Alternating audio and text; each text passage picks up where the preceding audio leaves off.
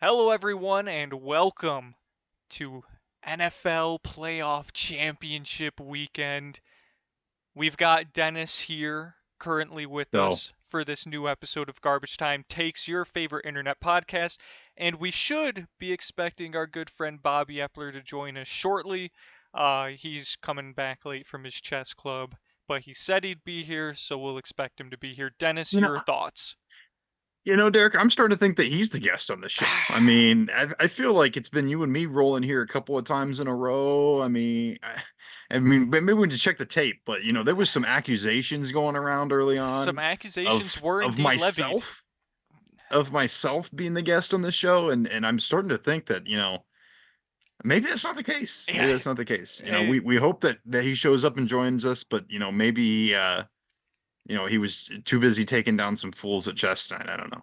it's certainly a possibility, and we certainly may have to revisit, our previous, accusations of guest star Dennis Weaver.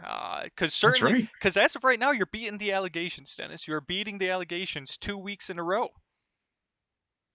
That's exactly. I mean, I think we need that big. What was it? The big star that you imposed my face over, and I think we may need a remake of that. Perhaps, Bob, the time's running short on Bob's ability to beat the allegations. We may need to reconsider that in the future. Dennis, before we get into championship weekend talk, because we're going to wait for Bobby to get there, because of course, me and him being the big Lions fans on the podcast, gotta get Bobby's perspective on the whole thing.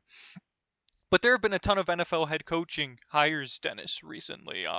In fact, pretty much since the last time we ran the podcast 2 weeks ago, nearly every NFL head coaching position has been filled. If you give me a second, I'll pull up Adam Schefter's tweet just so I can find uh, all of the people that have been hired so far, just so I make sure I have them all. Um, 1 second. Adam Schefter tweets too much. Shouldn't be this hard to find. All right, here we go. So, way back when we had the Patriots hiring Jared Mayo to replace Bill Belichick, Jared was already, in the organization. Um, One of the few African American head coaches in the league, so that was a, big thing that went around the NFL sphere. Any thoughts there, Dennis, on Jared Mayo instead of a guy like perhaps Mike Vrabel taking over in New England? I kind of thought that Mike Vrabel might be a move that the Patriots made, but just it was sort of the writing was on the wall, I think, a little bit. I mean, the New England Patriots, I don't think were necessarily blindsided by the leave of Bill Belichick, and so they had sort of kind of put this plan into place already. And it certainly just seemed like that was the next logical move. It seemed like that got a lot of support from the locker room, at least from what I saw, and that people um, at the facility really wanted that move to take place, and so it makes sense that that's what's happened. Yeah, typically hiring from within, well-liked coordinator typically plays out Right. well in the locker room. Oh no, it says our meeting will end in 10 minutes. So it does appear that now that I'm Better no hurry up. longer a U of A student, that I no longer have access to the premium version of Zoom. So we'll have to get that sorted out perhaps. Uh, Continuing forward, the Raiders did indeed promote Antonio Pierce from interim head coach and gave him the full head coaching responsibilities. Another, hire that Another seemed great to, example of that. hmm Yep. that was big for the locker room, and his turnaround, in the second half of the season, what he was able to do with Aiden It was real. O'Connell, um, was nothing short of, nearly a miracle. The, night and day difference from the Lions beating the Raiders on Monday night and getting Josh McDaniels fired, and then the way Antonio Pierce turned the team around seemed like a no-brainer decision there, Dennis. I'm gonna set it better myself. Continuing forward, the last few hires have been really within the last couple of days. The Titans, Dennis, took offensive coordinator Brian Callahan from the Cincinnati Bengals. You had a few thoughts in our group chat. Have any of them changed? And can you, expand on those thoughts you had for the people? Yeah, Nothing's really changed since I shared those initial thoughts with you guys. I mean, yeah, it's a little sad. I think that Brian Callahan did a good job. He was with us quite a while. Um, but as I told you guys, Zach is calling the shots. And so I think that, as big as it may seem to lose, an offensive coordinator, with the success that we've had, who's been here um, through much of that success, I really don't think it is. I mean, I think we've already promoted within. I can't remember exactly the name of the guy off the top of my head that we promoted, but he was already on staff. Him and Burrow are seemingly in link already. So I don't really have any concerns. I thought it was a little bit of a surprise move. Maybe I'm just not uh, in the NFL sort of off-season coaching, um, not in the right spot to receive that news. But I didn't really hear Brian Callahan's name floating around much. It kind of just came out of nowhere for me, that the Titans went in that direction. But good luck to him, and I hope he succeeds, except when he plays Bengals. Yeah, yeah, that one to me was sort of like, oh, didn't even know this guy was like even Yeah, interviewing for jobs. right. It's just kind of an under the radar, by literally under the radar, hire there. Yeah. Then we had yesterday the big news. That's right. Michigan man number 4, Jim Harbaugh leaves Michigan for the LA Chargers. Really, it seemed, I guess I'll expand on this one a little bit since it's near and dear to my heart. It's close to home. Uh, the Chargers really, to me, seemed like the only destination for Jim Harbaugh. Didn't really strike me as the type of guy who really wanted to build an entire offense in a place like Atlanta. Sure, maybe they could have had the opportunity to draft J.J. McCarthy and replace our good friend Desmond Ritter. But he's able to step straight into a Chargers offense that has Justin Herbert, Austin Eckler, Keenan Allen, Mike Williams. The list goes on. Rashawn Slater on the offensive line. There are plenty of offensive pieces there for the Chargers to be able to take advantage of moving forward. And I sort of am expecting a little bit of a Justin Herbert, renaissance and just, an elevation of his game. So maybe, Dennis, perhaps my yearly Chargers prediction might actually come true now that they have what I would consider to be a high quality, competent head coach running the ship. But it'll remain to be seen what happens with the defense because, as far as I'm aware, Charger salary cap situation is really not that great. Feels like Khalil Mack isn't really the same terrifying player that he used to be. Um, Felt like when Bosa, did he have a season-ending injury, Joey Bosa? I think so. Yeah, Yeah. so he'll be coming back from his season-ending injury, and then that secondary was absolute dog cheeks. Just one of the worst secondaries in the NFL. So he's going to have his, um, you know, job cut out for him there. There's reports that he might take Jesse Minter with him, and in that case, that I imagine the defense would experience its own renaissance very, very quickly if that were to be the case. I would hope not, because really loved what he's done at Michigan, but he's also obviously earned the opportunity. And then just to put a bow on the whole thing in terms of what it means for perhaps Michigan moving forward, I think it's going to be pretty clear and obvious that Sharon Moore is probably going to be the guy who's appointed. Makes the most sense, not only because of what he showcased as a head coach in arguably the 3 most important games of the regular season, but also for the stability of the program. You don't want to bring in a new head coach who might, clear out different staff members that perhaps would induce players to enter the transfer portal. The reaction on Twitter that I saw from Michigan players seemed to be pretty accepting of this sort of outcome. As far as I remember, even dating back to multiple years ago, Jim Harbaugh was always very clear and open and transparent with the players about the situation and the possibilities of him leaving for the NFL.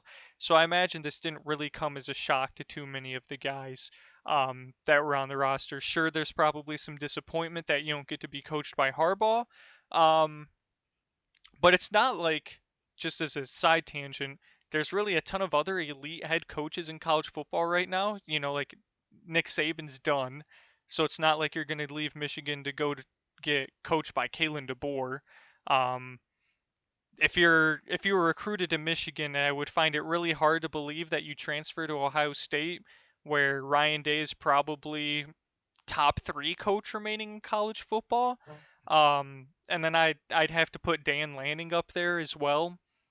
Guys might transfer to Oregon, and Dan Lanning is probably the only guy that I think would make sense to bring into Michigan if you're not going to promote Sharon Moore, because he recruits really well, and Oregon's going to do some good things in the Big Ten, I'm pretty sure, next year. But really, I think Sharon Moore is sort of the no-brainer choice. Obviously, we don't know how he is going to run a program or anything like that, but he's clearly shown an ability to recruit across the offensive line, considering Michigan's offensive line has been very, very good for a number of years. He's got experience, offensive line coach, offensive coordinator, acting head coach, juggling all those responsibilities. So there shouldn't be too much of an issue there. Um, and then overall, as much as it sucks to lose Jim Harbaugh, I'd be lying if I said I wasn't happy that the yearly circus of Jim Harbaugh entertaining NFL offers is over. I think it'll be nice moving forward to know there will be year-to-year stability. They can really attack the portal and not have to worry about their head coach leaving for the NFL. So that I think is probably the biggest pro that comes out of it. And obviously, the con is losing the man who brought Michigan a national championship. But it always seemed like this would end up being, Jim Harbaugh's fate, leaving Michigan for the NFL, and wish him all the best. Um, and I have a feeling he'll be very successful in LA. Very long-winded on my end, Dennis, but do you have any thoughts? Yeah, no, that's it's completely understandable. I mean, you're gonna have you had more to speak to on this than I will, but I'm sort of excited from the perspective of looking at the NFL. I liked Justin Herbert out of college. I liked Justin Herbert out of Oregon. I thought he was a really good player, um, and that he had a lot of potential in the NFL. I think a lot of people have found every reason possible to put the blame for what's happened to the Los Angeles Chargers on anyone except Justin Herbert. That's fair. Um, and if they don't have success with Jim Harbaugh now, I think that blame finally has to fall on Herbert, if so, unless they just get decimated again by Sure. injury. Like if you're going to blame Brandon Staley and you're going to blame the coaching decisions and all of that kind of stuff that's going on in LA, and then Jim Harbaugh comes in, who just won the college national championship, he just won the Correct. CFP, and you don't win with him, Who are you I'm going to sorry, win it's your with? fault. Correct. Yeah. Yeah. And so I think that's going to be the interesting thing to kind of see how that plays out from my side, and I'll be watching that. But that being said, I think he'll have success. Yeah, definitely. We're going to take a brief pause while I reset the Zoom. That's We'll right. be right back. All right, and we are back after the brief Zoom reset. Might have to do that one other time. It remains to be seen. But any closing thoughts on the Chargers signing Jim Harbaugh, Dennis? No, I think you touched on everything from the Michigan side of things. I think it'll make sense to promote within, especially after the job that he did taking over with Harbaugh out a few games this season, and I could totally understand not wanting that sort of spectacle around hanging over the program. So it's kind of it seems to be a win-win from that perspective. And now he's going to go chase down that Super Bowl. So Yeah, definitely. I just got one last point. Um, News broke almost a few hours before Harbaugh announced that he was signing with the Chargers that Michigan finally prepared a contract that was going to make him the highest paid coach in college football and would, basically cave in to his demands. Um, I think that was just Ward Manuel, our incompetent bozo loser of an athletic director, trying to save face and get the Michigan fandom on his side to believe that Michigan did everything they could have done to keep Jim Harbaugh. I think it's a farce. I think it's just the cherry on top of what's been Ward Manuel's complete disaster failure of a tenure as an athletic director. Started all the way back with John Beeline leaving for the Cavaliers. Then you had his, replacement with Juwan Howard, and now the Michigan basketball program is completely in the toilet. Then you had the retirement of softball coach Carol Hutchins. That was the one that sort of came out of the blue, and I have, no doubt that Ward Manuel, the incompetent buffoon that he is, had a role in that. Then you had Mel Pearson, our former hockey coach, who was an absolute PR nightmare. And just Ward Manuel just again displayed just an inability to do his job there. And then lastly, letting one of the most accomplished baseball coaches, Coach Bakich, in program history, leave for Clemson. So pretty much the four best coaches in football, basketball, baseball, softball, and hockey have all left under our athletic director's tenure and have been replaced, some to varying extents of success. Um, and now he's managed to, just luck himself into Sharon Moore falling into his lap. So, zero respect for Ward Manuel. Dude's a bozo, dude's a clown, and I encourage everyone listening to not fall for the trap, the media narrative that Michigan did everything they could. They tried to save face at the 11th hour in order to make it seem like they tried really hard to do something they could have done 6 months Yeah. ago. So that's just my final thoughts on the whole thing. Dennis, two more coaching hires to get through. The Carolina Panthers take Tampa Bay Buccaneers offensive coordinator Dave Canales. And what was shocking to me anyway, that the Panthers would go within the division to Tampa Bay to get their offensive coordinator with guys like Mike Vrabel, Bill Belichick still available. How I think personally it's a good hire.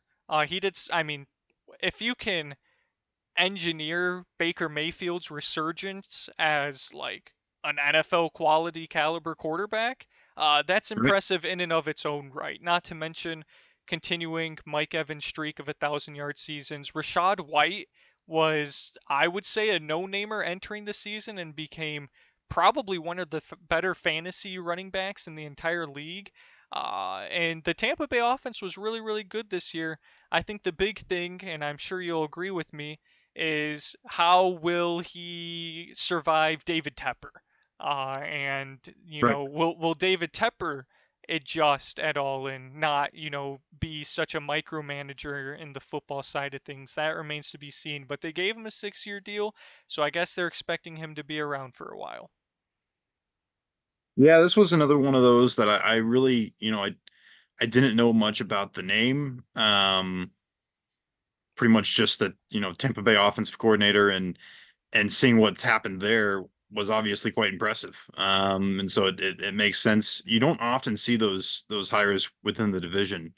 So that was definitely, an interesting element of it there. And um, I think it does make some sense from the perspective of thinking about some of Carolina's recent hires and thinking about maybe going a little deep into the old success at the head coaching level.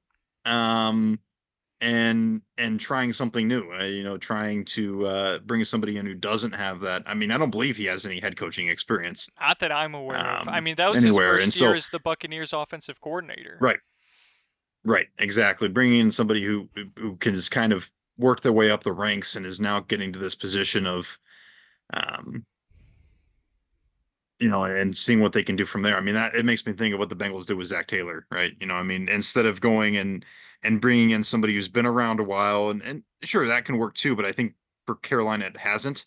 And maybe this is just a new approach. Yeah, yeah, couldn't agree more.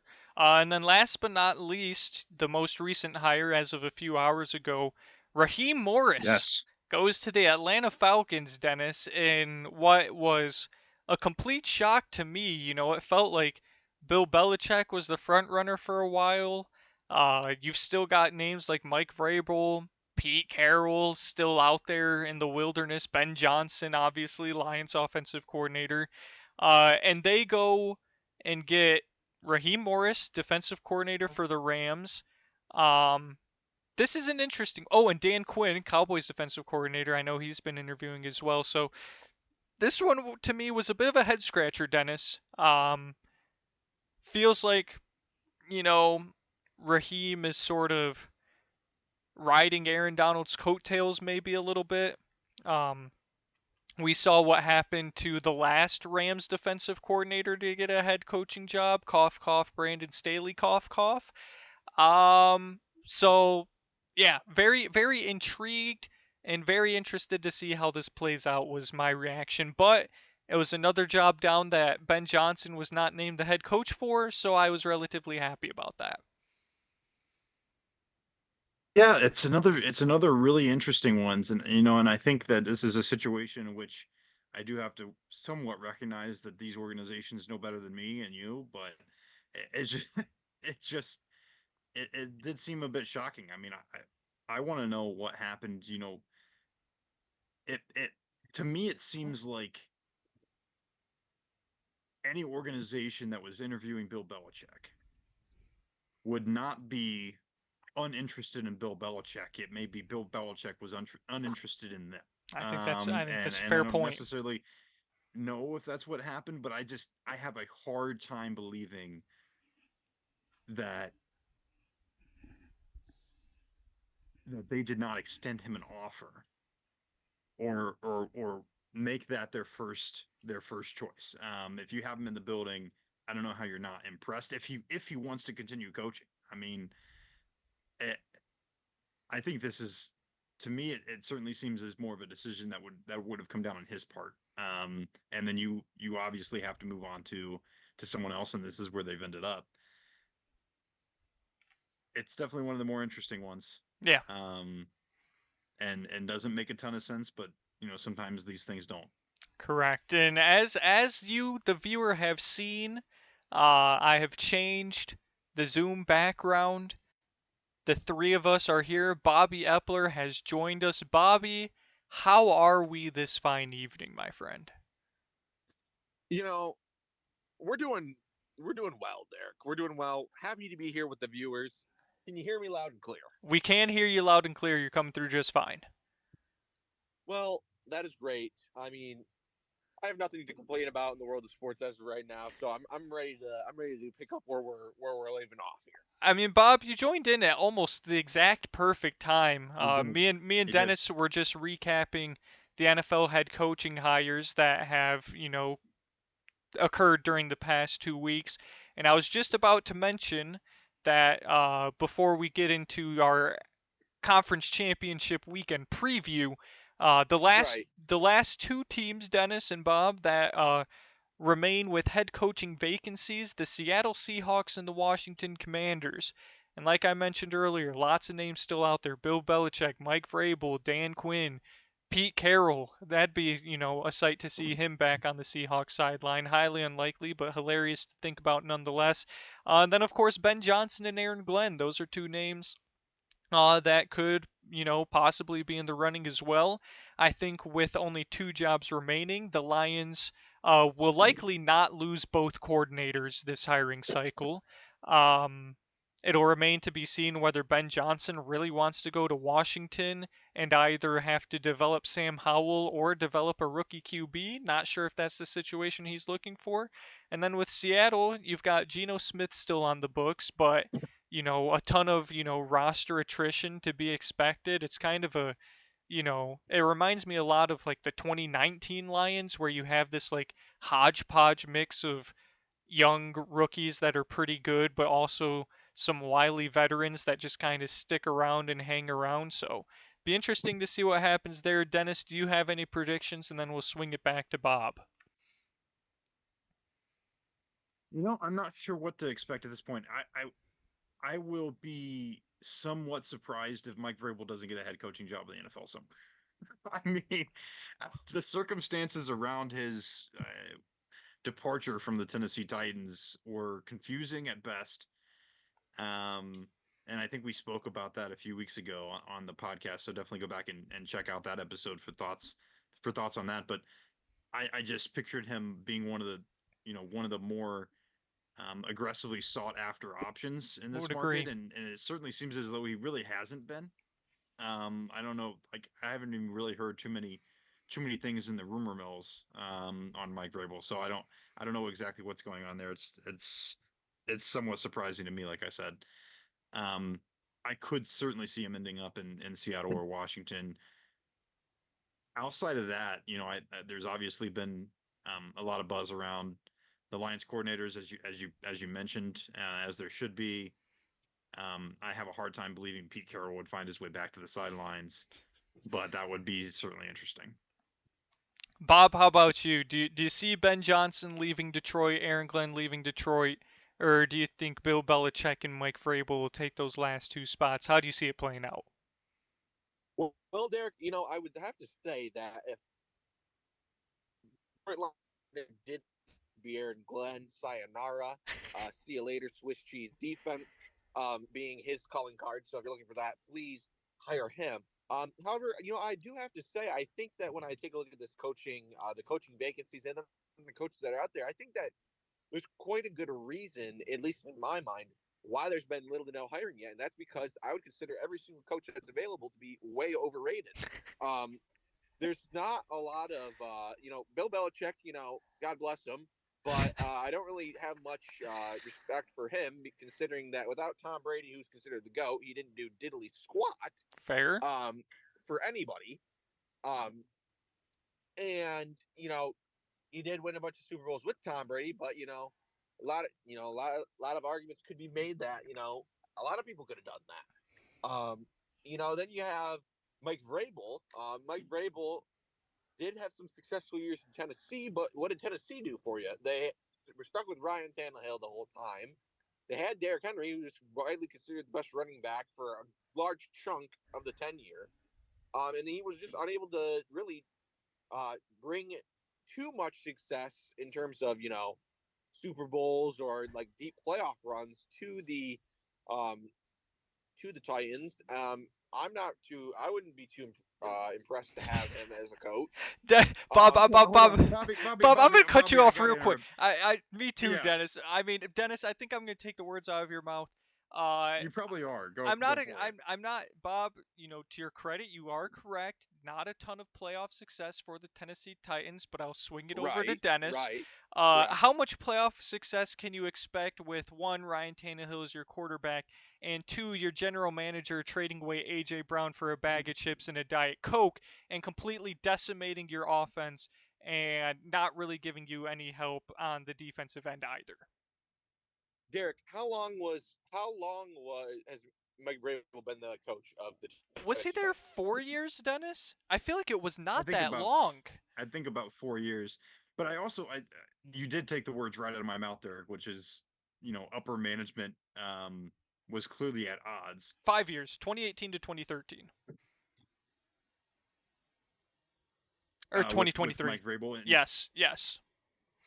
and even if you go to the statement that was made when he was released or parted ways, it was basically it had nothing to do with his actual ability as a head coach. It was basically he didn't see the same vision for the franchise, which is And they want to enter some longer term rebuild, and he wants to freaking win football correct. games. And I think the Titans owner was for some reason butthurt about his comments at the Ring of Honor induction when he went No, to there New was there England. was some there was some tension that's been there for a little while, and I think that was the primary reason. I understand the lack of success in the field, but I was going to say the same thing that Derek did, which is that it certainly seemed, at least at the end there, that he was pretty handcuffed, I mean, I and would what he say was able to do. the last year. I would say the last year for I could definitely see that. I mean, Um, I just want to say, to be fair to Mike And Vrabel, didn't he turn them around into a play? I mean, they he were the took number one seed there when correct, we went in there and beat them. correct. He took in yeah, exactly. 2019 They are the number what seed, Dennis? The number one seed in the AFC Right, compared and to they what they were got beat by before that. who? And they got beat by who? the Super Bowl Joe freaking runner-ups. Shiesty, baby. Joe freaking Shiesty. Listen, all I'm Well, going to right, say they're is the number Then one this. leave seed. it. That means Say they his should have been name. doing Say much his better name. than that. All I'm going to say is Mike Vrabel took a 9-7 Titans team in 2019 to the AFC Championship game and lost to Patrick Mahomes. No shame there. Correct. 11-5 in the COVID year 2020, lost to Lamar Jackson and the Baltimore Ravens in the AFC wildcard. I mean, it's Lamar Jackson and John Harbaugh. And then in 2021, as Dennis Right, but what mentioned, other playoff successes have the Ravens had? That's one of the knocks on them. I keep hearing all the time. What playoff success have the Ravens had? hey, listen, I'm not here to talk about the Ravens. I'm just here to talk about Mike Vrabel doing what basically nobody has done in franchise history, which was make them a relevant football team for consecutive years. And as a matter of fact, 4 years they were a relevant football team, and Okay. doing that with Also, especially if with you're Ryan freaking Tannehill as your quarterback. Who had a lot of good Washington, years Ryan Tannehill is mid, under Bob. under Ryan Mike Ryan Mike. Tannehill Ryan Yeah, but he's Tannehill played is some mid of the best football of his career. if because you're of Mike Vrabel. if you're Thank you for Well, because making if my Derrick you're point. Henry. Washington, Derrick Henry. the bar is low. The bar is low. Let's I not mean, forget about Derrick Henry. Seattle maybe, but you know what he did, and I would. What did Tennessee do before his arrival? They were bad, if I recall. Let me pull that up for you, Dennis. Let me pull up the I list of Titans seasons. I want to say that they were at least reasonably bad. Um, eh, Here's the question: Can you I name think who their he's head somebody coach who can was? elevate. Recently bad before, Well, recently bad now. I don't know that the first name that popped into my head was older than that, so Here are I don't know. Good here are old Jeff Fisher. Yep, Jeff Fisher was a ways out. Then it was our good Yep. friend Mike Munchak. Mike Oh Munchak, goodness. Ken Wisenhunt, Oh and yeah, Mike Ken Wisenhunt. Malarkey. And Mike Malarkey. Just That's an unfortunate last name. an absolute murderer's row of head coaches, I'm sure. Um, Basically, here we'll go from 2010 basically after Chris Johnson fell off because that was the last time they were Correct. relevant. Um, 2010, 6-10, 9-7, 6-10, 7-9, 2-14, 3-13, 9-7. And then 9-7 again. They lost to the Patriots in the divisional round 35-14. So I that's tried to do some quick math there. I couldn't quite get it done, but that seems like a whole lot more losses than wins in that decade.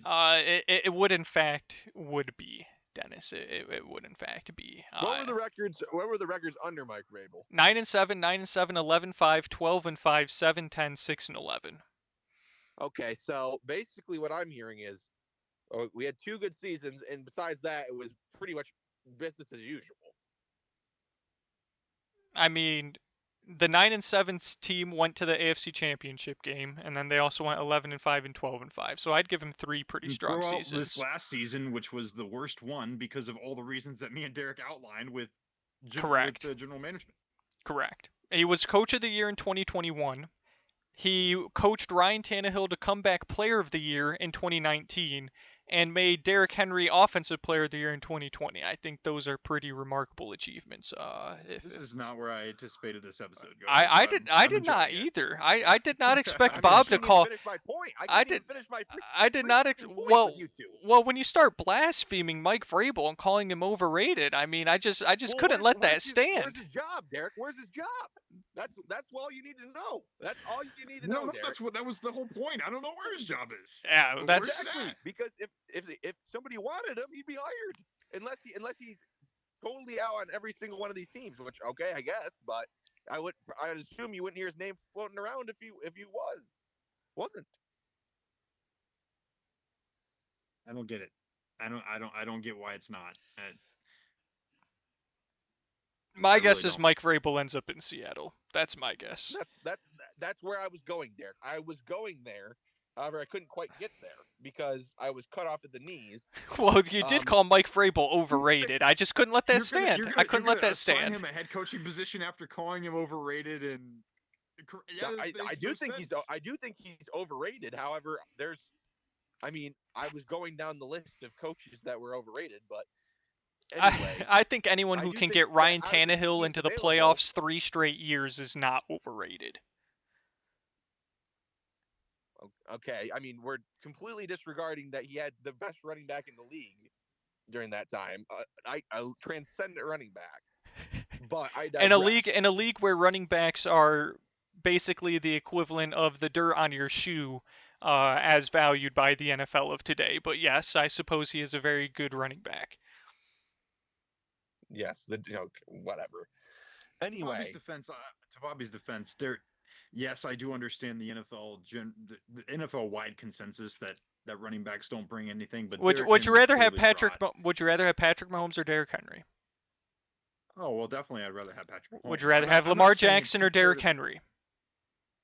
I'd rather have Lamar Jackson. Would you I'm rather not have Joe Burrow or Derrick Henry? Joe Burrow. Derrick Henry. Need I continue? Joe Yes, Burrow. of course, Bob would say Derrick Henry. That does not surprise me. Need I continue, Dennis? Jake Browning or Derrick. Okay, Henry. easy Jared there. Goff. Jared Goff or Derrick Henry? Well, but Derrick Henry. if you want to maybe. bring up that name, Derek would have taken Derrick Henry 75 times out of 100, maybe before 1 week ago. We're not talking about me. We're not talking about me here. Jared Goff or Derrick Henry? Jared Goff or Derrick Henry? Okay, I'm taking Jared Goff, Henry. but I've been consistent. Jalen Hurts or Derrick Henry? Are we gonna keep doing this here? That was my last one. That was my last one. Oh, okay. I'm taking Derrick Henry. That's bold, Dennis, considering they probably scored the same amount of rushing touchdowns this year. Exactly. Anyway, exactly. I feel like I've proved my point that a transcendent quarterback is far more important than a transcendent running back, and Ryan Tannehill is a bum who was carried by Mike Vrabel to the playoffs. I wasn't even trying to say that Derrick Henry was a transcendent player. No, those were Bob's words. At positional value. Okay. Yes, at his position. Right, which was a major part of the offense. A major It is half part. the offense. Right. Anyway, I think we've kind of gone off the rails very little because he had Derrick Henry. Ryan Tannehill was asked to do very little because he sucked. And if you asked him to do too much, he would have blown games left and right. If Derrick Henry didn't exist, Ryan Tannehill would be a practice squad quarterback. Because all he could do was throw play action off of Derrick Henry's runs. I think that alone, the fact that Mike been able to find anybody to replace him. The fact that Mike Vrabel was able to bring Ryan Tannehill and make him comeback player of the year, mind you, is a pretty good achievement. So that had nothing to do with how Ryan Tannehill played. Very little. I think they made Ryan Tannehill's life very easy and did not ask him to be Patrick Mahomes and carry an offense because he would be entirely incapable of doing so. Yes. I give Ryan Tannehill very little credit for hitting wide open players off play action because teams were deathly afraid of Derrick Henry running down their faces. Yes, I do. Well, that's Derek. That's what I'm trying to say is that Derrick Henry had a very good player in Derrick Henry that made his life a lot easier, both him and Mike Vrabel. I agree, disagree. We'll see. We'll see. I know I would replace Aaron Glenn with Mike Vrabel in a heartbeat as a defensive coordinator. That much I know is for sure. I would too, but I think Aaron Glenn stinks. I was going there. I think Bobby was maybe 20 minutes ago going somewhere before he was interrupted about Mike Vrabel ending up in Seattle. So I'd like to hear where that goes. Right. Yes. Thank you, Dennis. You're welcome. As I was saying, I think Mike Vrabel's the culture that I feel that he brings around the team seems to fit well with Seattle. So I think, even though in my opinion he's overrated, I think that would be the best fit out of the teams that are available. However, I do find it interesting, for whatever reason that may be, no teams have decided to hire Mike Vrabel, assuming he's interested in jobs. Yeah, and then I already made my point about Bill Belichick and Aaron Glenn. Pete Carroll, was that another name mentioned in the coaching window here? It was, yeah. Yeah, I don't see him coaching in Washington. So, I mean, probably not going to be hired this cycle, in my opinion. I think Washington will be filled by somebody that we really have no idea who it is, and Seattle will be, one of the bigger names. Bob, do you see Ben Johnson leaving? That'll be my final question.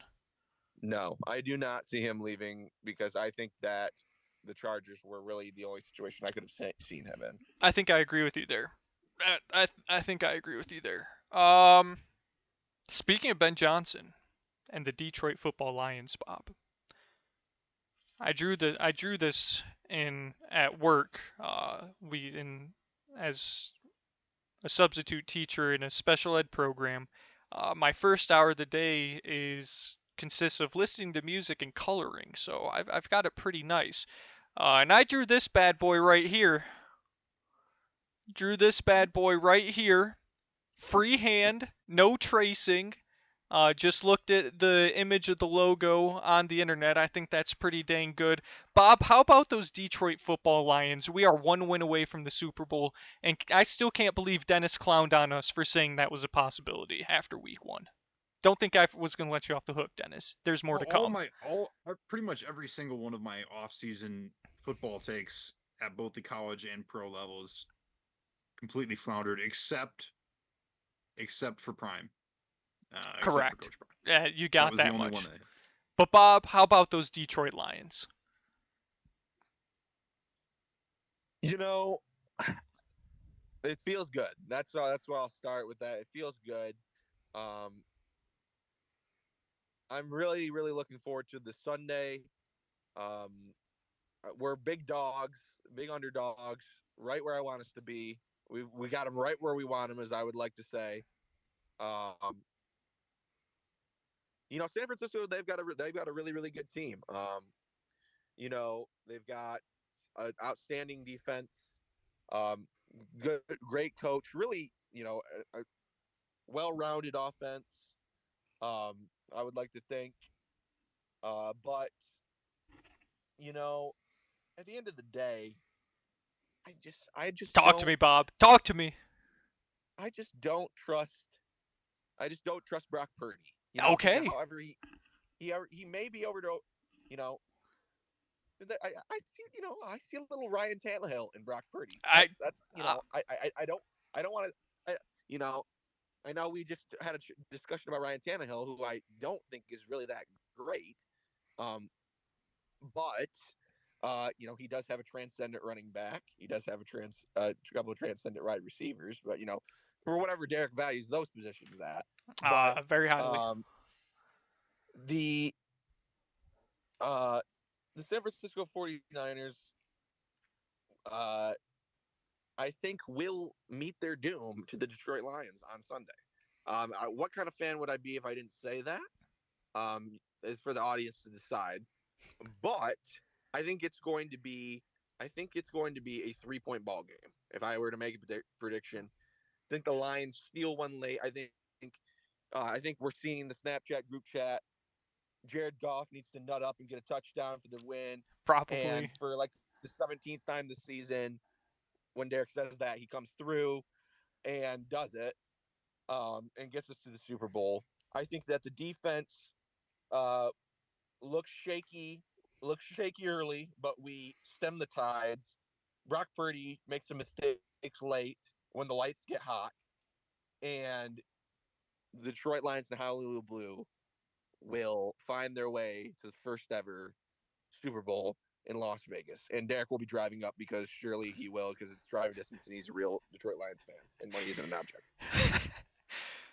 Bob, I love your optimism. Love the confidence. I do agree that Brock Purdy, very Ryan Tannehill esque. He's got a top three tight end on his team, probably Right. a top two running back, and a running back that's, uh, you know, elite both as a runner and a pass catcher.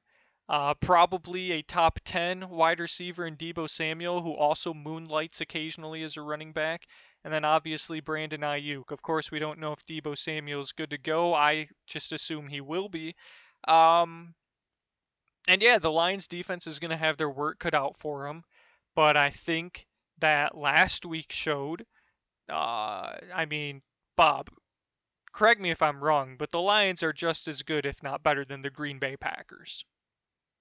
Uh, I would agree. All right, so the Green Bay Packers made the 49ers look beatable. Was the weather, a factor?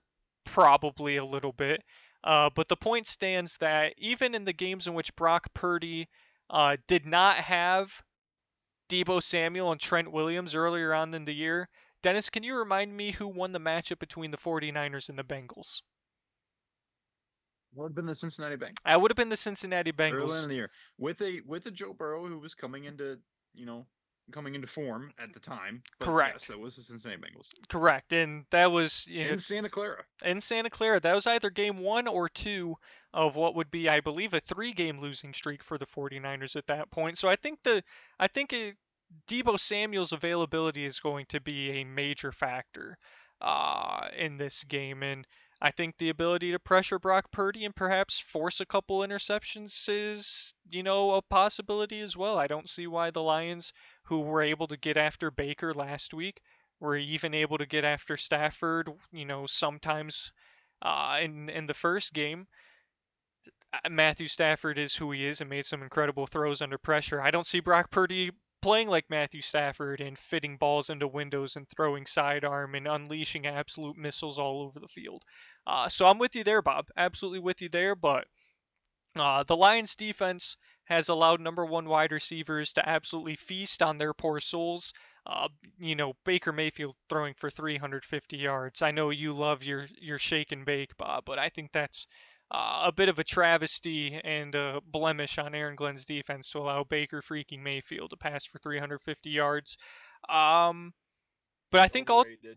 I think that the Lions offense is more than capable of moving the ball against the 49ers defense. Yes, they probably have the best linebacker duo in the league, not named the Baltimore Ravens. Um, but Chase Young is trash. I got no respect for Chase Young. Obviously, Nick Bosa can be a problem, but you know who else is a problem, Bob? Panay freaking Sewell is a problem. You know who else is a problem? Taylor freaking Decker is a problem. So I expect, the Lions offensive line to be able to hold up long enough for Jared Goff to pick apart what I think is a rather average San Francisco secondary. And I think the offense has the chance to keep him in this game. I think it's going to come down to whether Aaron Glenn can force enough stops to, keep the Lions in striking distance. Um, and as you said, Bob, I wouldn't be a fan if I didn't believe we would win. Do I expect to win? Maybe not, but I believe we can, and I believe we could win this game. We'll see if I'm as confident in the pick'em, who I end up rolling with. Haven't made my mind up on that yet, but listen, getting to the championship game, it's easy to be greedy and want the Super Bowl, and of course I want the Super Bowl, but I think regardless of the outcome, I'm going to be pretty satisfied with this Lions season as a whole. Still a very young team, still an improving team, still plenty of areas to improve defensively to be even better. And just incredibly grateful, thankful for this entire season so far. It's been a heck of a 2024 for Michigan and Detroit Lions sports fans. Dennis, how do you see this game between the Lions and Niners shaking out, my friend? Yeah, so first of all, I have to say that I agree with Pat McAfee. I don't know if you guys saw this clip the other day, but it was on, and I recommend you go check it out because it's well put and it's better than what I'm going to say. And he has all the stats to back it up. I'm done with the Brock Purdy slander. Is basically the whole thing. It's it's it's ridiculous. I understand the players that he has in the roster. I understand the head coach that he has, but ultimately, at the end of the day, we have statistics that evaluate those sorts of things, and he's still leading the league in many of them. And Pat does a good job of laying that out. So that's point number one. Point number two. He makes very accurate throws, Dennis. I agree with you there. I want to make a point after this. I'll finish your Point point, number Dennis. two is that I think that the Detroit Lions are going to win this football game, and I want the Detroit Lions. Oh to win my this football gosh, game. that's oh point my number two. gosh. Is that the kiss of death, Bob? After It Dennis, is because after Dennis is the most Dennis, phony Lions fan ever. He's What do nothing you but mean? he's been he said nothing but say that we couldn't do it. But Derek. support you this entire season while except Derek has been doing except nothing but crapping on Jared Goff. except when Well, you that's called that's us a fact. except when you called us delusional for thinking that we could make the Super Bowl. I remember that. Well, that was number one. That was before the season started. It was after the Chiefs game. Me and Bob were screaming "Soupy" after the Chiefs win, and you said that's delusional to think that just No, because you well, won in okay. Week 1 that we shouldn't get ahead of ourselves. And you What I know, said, what I said, and what I believe what I said was I want to see it, and man, am I seeing it? you didn't It's believe though, Dennis. You did impressive. not believe you like Peter or doubting Thomas, Just doubting like you guys Thomas. didn't believe in the Cincinnati Bengals a couple of years ago, the entire time I'm pounding on the table for Joe Burrow going into Doubting Arrowhead and getting the Thomas, dub, And and I I went was yeah, down getting with the nothing but ship. Dang it! I I was went getting down with nothing the but ship. doubts and questions the whole freaking time. doubting And I Thomas. went You down had with to the ship. see to believe. You had to see to believe rather than just Thought it was home believing. for regression from like the Well, we second got it snap. this year. We got it this year. It's just, A year late, Dennis. I'm sorry. all right, you know what? I retract my support. I hope the San Francisco 49ers kick your ass. I There mean, we I don't go. care now. There we go. There we go. I retract my support. If I'm not going to be appreciated, then I don't want it. I'm Guaranteed out. win, Bob. Guaranteed win. Now that Dennis has retracted support until Sunday You know, afternoon, you then know, he'll When I reconsider. was when I was sitting on this podcast and when I was sitting here watching all the Bengals games and the Bengals playoff runs, I got absolutely zero support, and I wish that I I had. And I so the fact I that I'm giving support and it's not being received appreciatively is ridiculous. I Absolutely. disagree. We have less than 1 minute left. We're gonna Dennis, make sure you hold the emotion. I'm gonna pause the recording and restart it. But keep the energy up, Dennis. Keep viewing. We will be right back. All right, and we're back. Dennis, I hope you haven't lost your steam. I would just like to say, aside from the Super Bowl, in which I was hoping Matthew Stafford would win the Super Bowl, I admit to that. I like to think that I was able to share in your happiness for the Cincinnati Bengals, but perhaps you remember those times differently. I know No, share in Bob has happiness, Bob share has in been happiness, banging sure, but Bob has been banging the table far more than I have for the regression of the Bengals. I agree with that statement as well. And I do think that to some extent you guys shared in the happiness. It was the doubt beforehand. It was the questioning beforehand and the lack of confidence beforehand, I probably did which I would question have whether Joe appreciated a little bit Burrow. more of. I probably did question whether Joe Burrow could beat Patrick Mahomes. I mean, I'd that's not what probably we're here agree to with talk you. about. That's not what we're here to talk about. But you got me all fired up now. Well, then I apologize Do, for do you my. want my actual take on the Detroit Lions and the Yes, San Francisco 49ers, or would you like me to just denounce in every way because my support is not appreciated here? I'll leave it to Bob. Bob, what would you rather have? Let's hear it. Let's hear your true thoughts, Thank you. Dennis. Thank you. I'm sorry for not have uh, giving you the support that you would have liked in the past. I am sorry for that. Please give us your true thoughts on the game. This this San Francisco 49ers team last week showed just how beatable they are. And I know that it was a weather game. Um, when you allow Jordan Love and a bunch of rookie receivers and relatively, I mean, everybody on that roster is incredibly young outside of Aaron Jones offensively. You allow them to come into your house, and if it weren't for an absolutely idiotic, one of the worst throws across the body, Shades of across the Brett middle of the Favre. field that I've ever seen, um, probably would have lost to the Green Bay Packers last weekend. Um, and then in my mind, there's no world in which this Detroit Lions team, this team of, I hate to say it, team of destiny that we've seen with Dan Campbell at the helm is worse than the Green Bay Packers. They're just not. They have more experience. They have more firepower. They have more motivation. I think they have. I do respect. I have quite a bit of respect for Matt LaFleur, but I do think that this season, the level at which Dan Campbell has coached this football team is unmatched. Uh, I don't see how um I don't see how you couldn't expect the Detroit Lions to go in and win this football game. I understand that it's been such an incredible ride to this point, and the season, of course, will be a success no matter what happens. I think you saw things from the defense last week that it stepped up when it needed to. I mean, it ended the game, which was impressive. Still, obviously, has some problems. I think especially if Debo doesn't play in this game. I don't really know what his status is right now. If he doesn't go in this game, I mean, you've taken a major weapon away from that San Francisco 49ers offense. But ultimately, I think that the difference is exactly what Derek, you were outlining, which is that Jared Goff and Jameer Gibbs and David Montgomery and Amon-Ra St. Brown are going to be able to march the ball on the San Francisco 49ers defense. And the fact of the matter is, if Aaron Glenn and the Detroit Lions can keep this within a score at the end of the game, you guys have a chance, a good one, because I believe in this offense. And I believe in this offense to score points, and you just gotta keep them close and make a big play. Yeah, just a quick thought on Debo Samuel. He was a limited participant at practice today. They will have one more practice on Friday, and we'll see what his status update is on the injury report. Uh, but Brandon Ayuk said he expects him to play. John Lynch said there have been encouraging signs. And do I really see Debo Samuel sitting out of the NFC Championship game? I think he's at least going to try and give it a go. So I fully expect him to play, and I'm sure our coaching staff does it well. Dennis, we do. I can't speak for Bobby, but I do appreciate your support.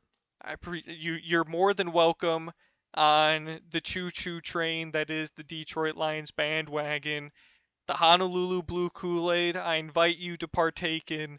Bob, any thoughts on Dennis's support? Do you accept it? I accept it. I accept it. I thought we were gonna get a disavow there. I really did. I'm sure he was Disavow. tempted. I'm sure he was tempted. But No, yeah, I'm saving my disavow for my next point, Derek. I did say I wanted to make you one. did, and go right ahead, my friend. And you know what? I've been popping off tonight, so I'm gonna keep going. Just gonna keep going. This Brock, this peen sucking of Brock Purdy has just gotten out of hand, in my opinion. And I say this because I want to make my next point. The amount of credit that that Brock Purdy has gotten this season, when you compare the amount of the media attention, the talk, seen so many segments on all these shows about how Brock Purdy is done this, Brock Purdy's done that, yada yada yada.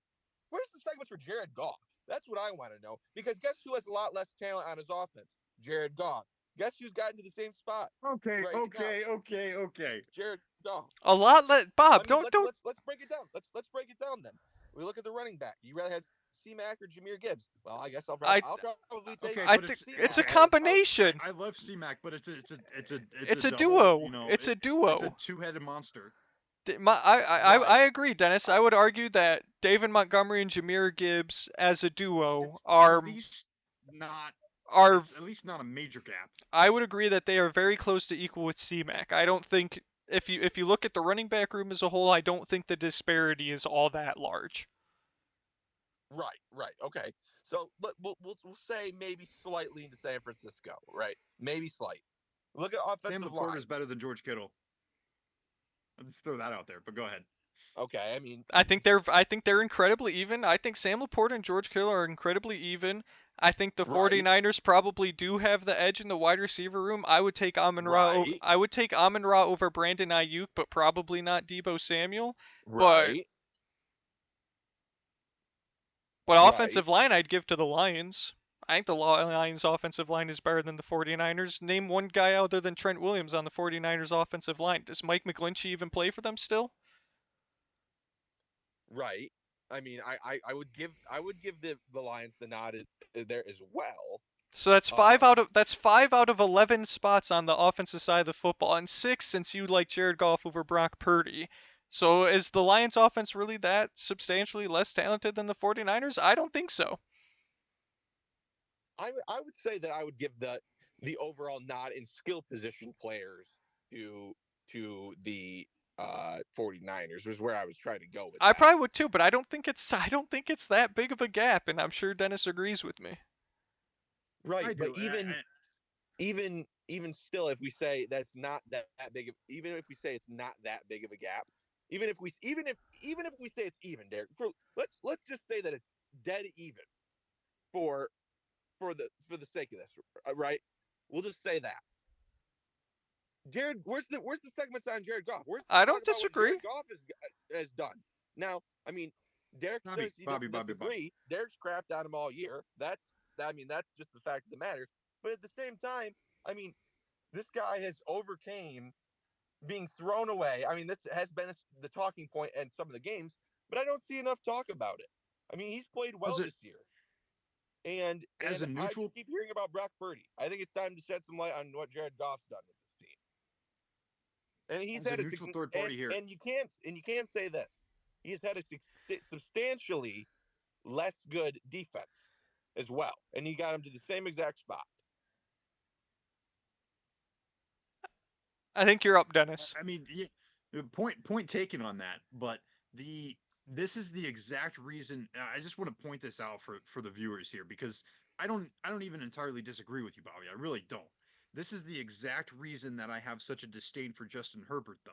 It's not necessarily that I actually don't like Justin Herbert. Correct. I'm It's with you, Dennis. not that I'm you with you. don't like Brock Purdy. It's not even that you think Brock Purdy is bad. Your problem is with the greater coverage, the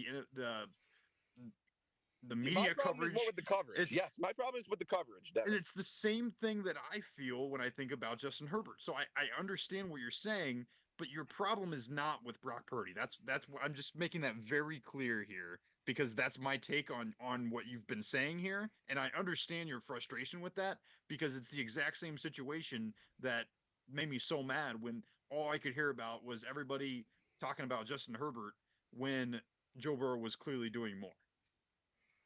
Yeah, and exactly. And Jared Goff has had a substantially less well-rounded team when you consider the defensive side of the ball than the 49ers this year, and he's still been able to achieve just the same amount. So I just don't understand why we can't hear a little bit more about Jared Goff. Now I understand We Brock should. Brees, We the should, the but we don't. sexy And that late round but pick at the that end of was the day, that doesn't successful. have any actual valuation into their abilities. Yeah, I mean that's 100% fair. My point was purely about the coverage, and I wanted to make that point very clear. My my own personal feelings about Brock Purdy are for another time. I mean, but Okay. the All right. media coverage, the media coverage, I just think it's disgusting, to be quite honest. I would just like, for the record, say this. For as much as I've dumped on Jared Goff this year, I think I've been pretty consistent saying he was a top 10 quarterback this year. I don't think I ever, you know, came off of that point that I thought he was a top third quarterback in the league for as much as I dumped on him and would prefer some other quarterbacks to the position. Uh, I mean, well, you did make a lot of insinuations that he was worse than a lot of other guys. I I mean, mean, you can't, I may. Dennis, you can. We never actually saw a list either. We did request a list. Would We you never like the saw a list? list. Would you We did like the request a list? list. Would you like the list? I meant to put it together, but I could probably put it together right now if you really wanted it Dennis, live did on we hear air. some insinuations? Did we hear a lot of insinuations? I may. Hey, I There will was a own lot up of to this. insinuation. I will own up to this. I can neither confirm nor deny that I may have said that there was a small part of me that would have taken Joe Flacco over Jared Goff. Can't confirm or Oh, deny. Oh no. Can't confirm or that's Oh no. deny. But that may have been a message that was sent in their group chat at some point. I don't know. right. I mean, can you? I mean, the spiral though. The spiral. Oh my Sexy. gosh. Sexy. Oh my gosh. All right. Dennis, can you provide me some backup on this point before We Derek go gives his back to list? the aesthetic, back to the aesthetics again. I think we've had this conversation so many times. It's you know, All right. I'm looking the spiral through. is unfortunately not an evaluation that wins football games. I'm currently looking through um rankings for NFL starting quarterbacks. Just trying to get all of the starting quarterbacks' names. Really is what I'm looking to do. And I'll do a live. I'll do a live brief list of what I think the top. How many guys do you want me to list off, Bob? For the list, Yep, for the QB list. 25. 25. All right, the top 25. All right. I'm going to put Patrick Mahomes at 1. I think that's unquestionably the obvious choice.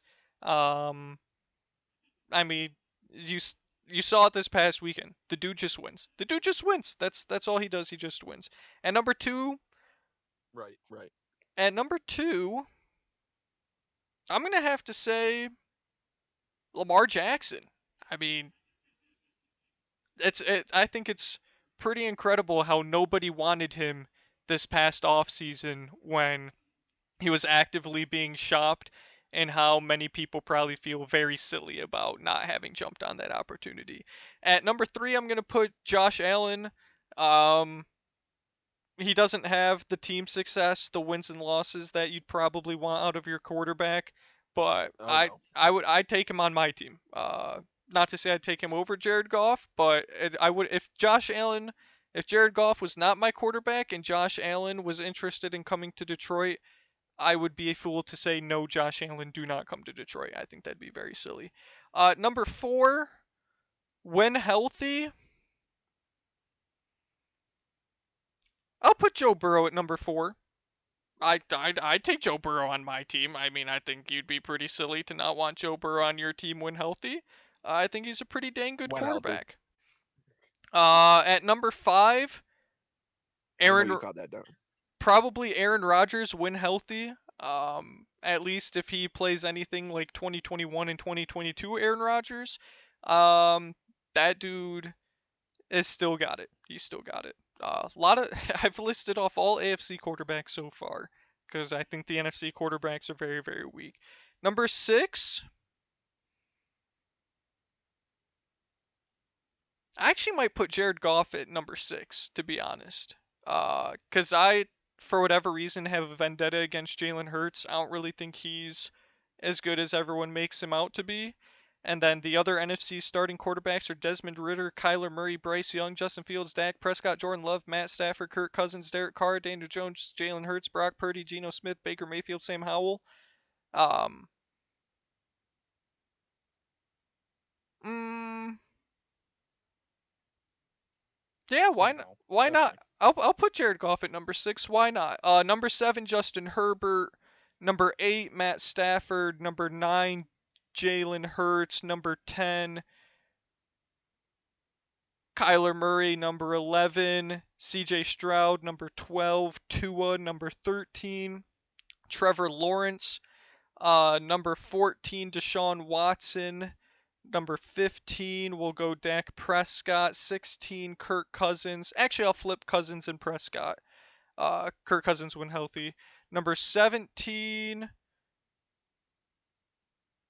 will go Baker Mayfield. Number 18 will go Anthony Richardson when healthy. Number 19 will go Russell Wilson. Number 20 will go Jordan Love. 21 will go Brock Purdy. 22 will go. Ooh, this is where it gets real tough. Honestly, would probably take Joe Flacco over the rest of these bums. Wow, Dennis, that So probably Joe. Dennis, I love the facial reaction, Dennis. Joe Flacco at 20. This is another episode. I'm sorry, this is another episode. Joe Flacco at 22. Did I say Dak Prescott yet? Yeah, I think I did. Yeah, you had him at like 16. Yeah, 23, Derek Carr. 24. I think Dak Prescott's a good quarterback. I think he's a good quarterback. You had him worse than Deshaun. I was surprised by that. Well, Deshaun has that dude. Until I see consistent play from Deshaun, I can't put him anywhere above where I had Dak was him. in the MVP conversation. no, so he you had had like Dak- one bad you had game. Dak And he's the below 16th Deshaun, I best think. quarterback in the league. You had him Deshaun ahead of Dak, I think. Oh, then I still stand by that. you Yeah, did. I'll stand by that. I'll stand by that. I don't. What's the problem, Dennis? There's both of those are problems. Dak is better than that, and Deshaun is a bottom 10 quarterback. I think Easy. I don't. Dak beat up on a bunch of weak teams. Dak scored 20 points against the Lions defense. What are we doing here?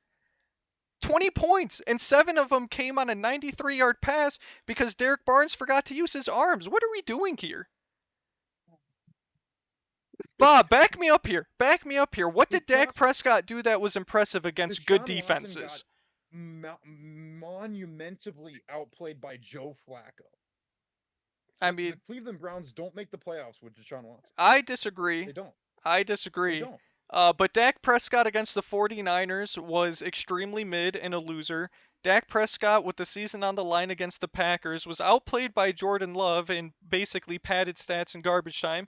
And Dak Prescott, against one of the worst Lions defenses in my lifetime against the pass, mustered a grand total of 20 points and should have lost that game if not for a referee mistake, and got 7 free points on Derek Barnes for getting to use his arms. Here's the thing. I mean, I don't disagree with you at all. So where's I give very, no, I don't give Dak Prescott credit mean, for beating the Giants twice and the Commanders twice and the Eagles once. I don't give him credit for that. All of the bad examples you can give just as many or more examples of really good impressive games that he had this season. Against scrubs. He either shows up against scrubs. Jared Goff would have had the this same numbers. This is another episode.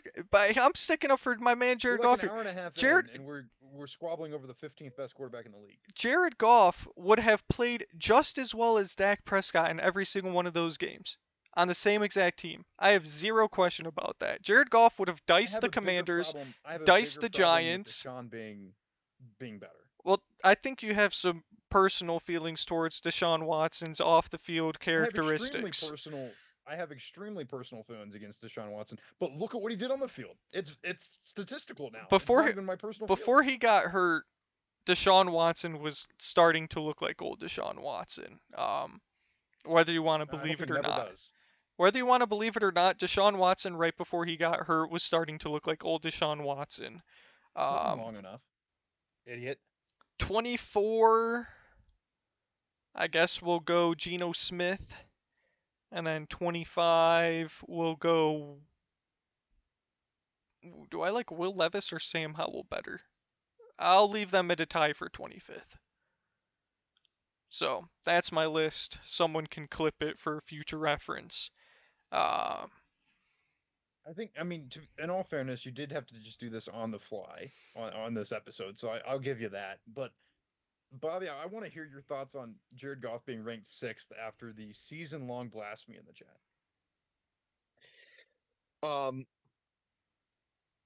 Yeah, really, Dennis, I'm so dumbfounded by that I don't even know what to say.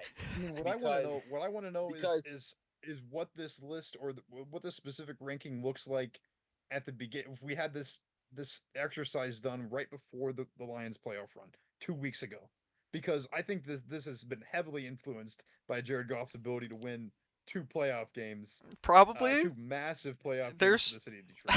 Hey, listen, he did what Matthew Stafford couldn't do, and he won 2 playoff games. We're in the NFC North, and we're in the NFC Championship game. So I'm giving him his credit. But I'd like to say that if you asked me before week 1, I still would have had Jared Goff in the top 10. I believe that to be true. There are quarterbacks I would love to have. There's no way. There are quarterbacks I would love to have not named Jared Goff. But those quarterbacks are the 5 guys in front of him. I would not willingly take Kirk Cousins over Jared Goff, or Jalen Hurts over Jared Goff, or Justin Fields over Jared Goff. I wouldn't willingly take those guys. Before the season, you would have. No.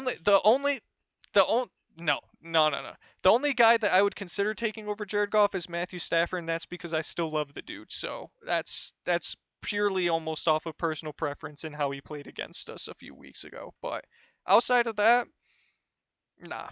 It's really hard for me to see that ranking when pretty much every game, even when we were playing cornerbacks that you didn't even name on the list, you kept saying, "Oh, Jared Goff is outplayed by him. Jared Goff is I outplayed by mean, him. Jared Goff is to outplayed to by I be him." mean, he's So, fair, so I mean, I don't really to know how be you're getting. I don't fair, know really how you're getting. Nick to be Mullins was fair, thrown around as better than Nick Jared Nick Goff. Mullins was playing better than Jared Goff in the first half of that game. I stand by that. That does not mean I think Nick Nick Mullins Mullins is the fifth best that quarterback in does the not league. mean I think Nick Mullins is a better quarterback. I thought Nick Mullins outplayed him for the first half of the game, and the stats in the first half of the game back that up. I don't know what you No, want me to say. and you might be right about that I don't know what you want individual me to half. say. I'm just talking about I'm just talking about the chronicness of the course of the season. I mean, this was like a weekly thing. I mean, So I mean, my complaints have been pretty standard the entire season. Noodle arm, terrible spiral, statue in the pocket. I've been pretty consistent with what my issues with Jared Goff are. Dennis thoughts. He's not an interception machine. So I appreciate that greatly. You know, he's not a turnover machine. I don't like when he runs because I feel like he's a baby deer out there and will explode if he gets touched. But Jared Goff does a lot of good things. I have a few complaints where I wish he was better. Sue me. This is a bit of yes, Bobby. This is a bit of backtracking, but in Derek's defense, and I think I've maybe mentioned this on the pod before, but in Derek's defense, I understand the feeling of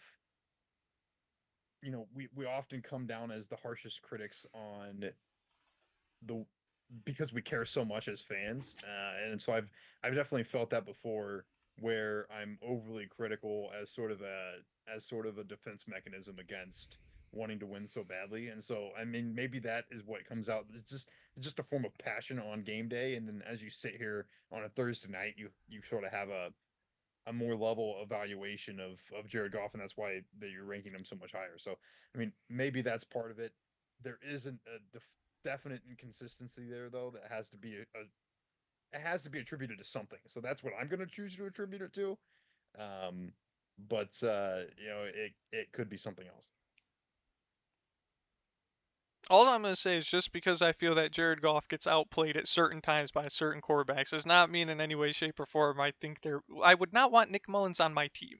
I don't think that's a groundbreaking statement that I don't Right, want Nick right. Mullins to be my quarterback. But do I think Jared Goff is truly elite? No. The five guys ahead of him are, and those are the five guys I take ahead of him as my quarterbacks, and those are the five guys that I see them do the things that I wish Jared Goff could do that he can't, so I may unfairly hold it against him. But I feel like I've been pretty consistent in the things I do hold against him, and they're, problems that you can live with when you're winning the NFC North and going to be one game away from a Super Bowl. So yes, Right. Exactly my point. I just wish that the um you were just as consistent in the praise as you were in the harsh well critiques. that would be too easy. Because I mean, come how am on. I supposed how how am I I'm the harshest critic when it comes to every single one of my teams. How many times did I drag on David Ross and how God, I don't need to explain anything more about David Ross. How many times have I had problems with Michigan's offensive play calling and they went 15-0 anyway? So I have my problems with my teams. I just That was my whole point. That was my whole point. Was just that's just your personality as a fan, yeah, which is okay.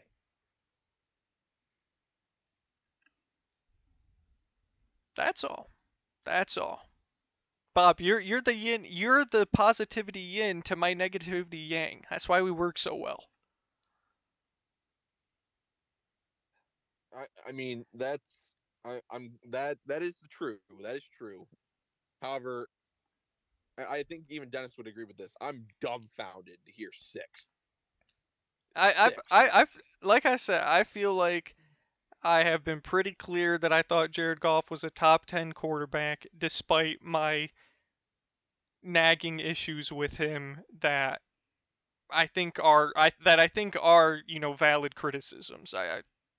I probably exaggerate them partly out of my own enjoyment and partly out of an actual seriousness of thought, but um feel like I've been pretty consistent in when Jared Goff comes through. I've been pretty consistent about saying Jared Goff throws a dime, or when he throws a laser, or when he hits a deep ball, that I give him his credit where it's due.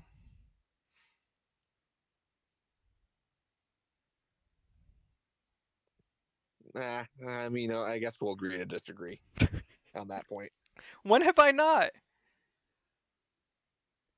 I mean, there was. I mean, I can, I can probably. I'd I like mean, to hear it.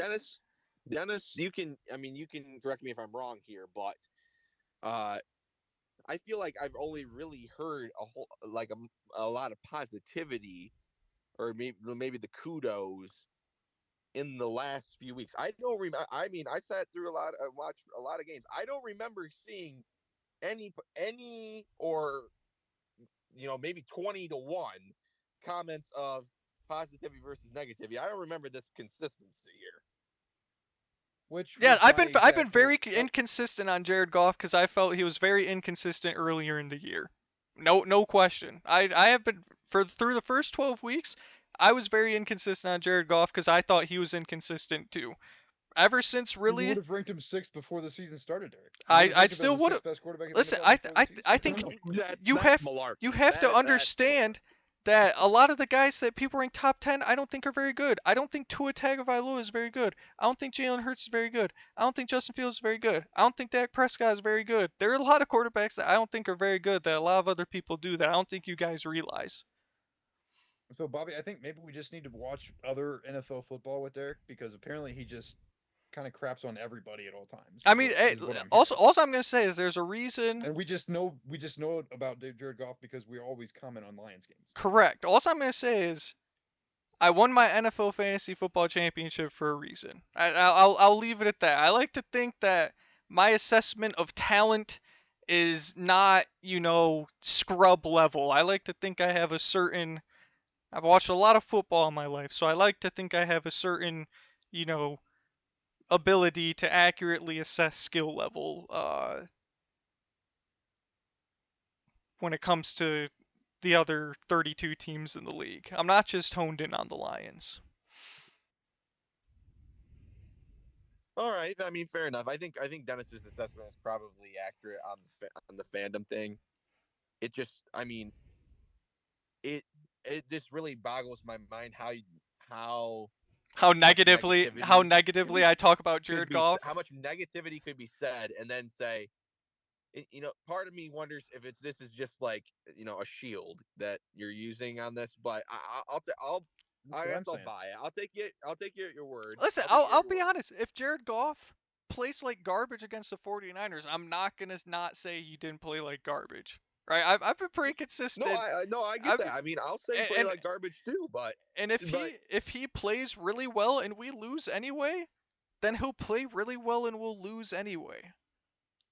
But I said it after last week that you know, or really after he beat Matt Stafford. I mean, that you got to understand my first ever quarterback was Joey Harrington. Joey Harrington. Then I had a mix of Sean Hill, Wash Dante Culpepper, John Kitna, um, shoot, just bums forever. And then Matt Stafford finally gave me joy and happiness in watching the Detroit Lions. So until Jared Goff was really able to slay my own mental dragon that was Matt Stafford and all the joy and happiness he brought me, yes, I had my doubts about Jared Goff being the guy. But now that he's done it, it's hard for me to, you know, not put my faith behind him even if I don't like the plays he makes every now and then. I think that's fair. Correct. Which I think just my final point, and then I'm done. Highly has inflated his ranking and value one since he did hundred that 2 weeks ago. percent. He still would have been If top we 10 to would have had start the the same year. He conversation still would have been 3 weeks top ago, 10 to there's start the year. no way that he would have been the sixth quarterback anymore. He still would have been top 10 to start the year. I stand by that. I stand by that because I wouldn't have had C.J. Stroud All near right. the top 10 to start the year, and now he I is. think we've I think the last 2 weeks have highly inflated his value in your mind. That's all. That's my Uh, last point. Yes, they bumped him And up from 10 to maybe he deserves 6. it. He deserves it, but No, I think it bumps him from like 16-6. I don't think I would have had him ranked 16. Truly, I don't think I Well, would we'll have. never know. We'll never know. No, we will never know, and we'll never know for next year because I'll still have him as a top 10 quarterback next year. But if you ask me if I want a Brock Purdy or Jared Goff, I'd say Jared Goff, no question. It's not even really. It's a no-brainer for me personally. Heck yeah. So hopefully Bobby can accept that as a suitable answer. That I have no issue with having Jared Goff as my quarterback over Brock I'll Purdy. accept it. I'll accept it. I just wish there was a little more positivity. Uh, it remains to be seen whether you'll get it this weekend or not. Nah, I won't. Uh, do we dare talk about the Ravens and Chiefs? Do we dare? I don't have too much to say on it, honestly. I've got a buddy who lives out here who's a Ravens fan, got a lot of respect for John Harbaugh. He's a Harbaugh brother. Um, and got a lot of respect for the Ravens. I think they're probably the most complete team in the league this year, and I know it's dangerous to bet against Patrick Mahomes. Um, but I'm not necessarily betting against Patrick Mahomes as I am against his wide receivers.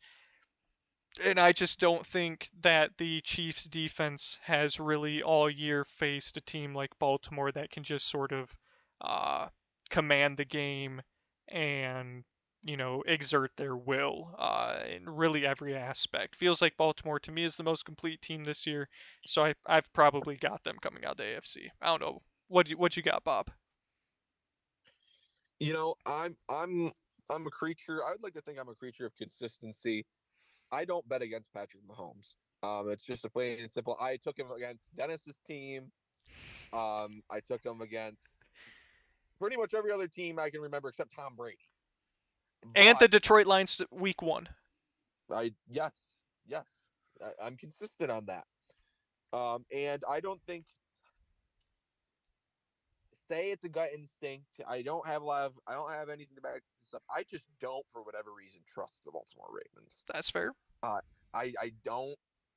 You know, the numbers would scream that I should be trusting the Baltimore Ravens for a number of reasons, but I just don't. And the thing is that I never see Patrick Mahomes dying.